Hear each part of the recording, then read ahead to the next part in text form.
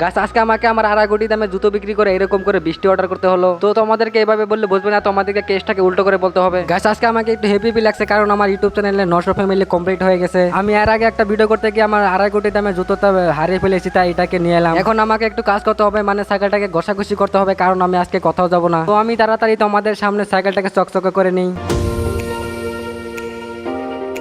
গাছ আজকে অনেক সূর্যের পাওয়ার বেড়ে গেছে, তাই ভালো মনে আমার বন্ধুকে বলে বৃষ্টির কথা বলি।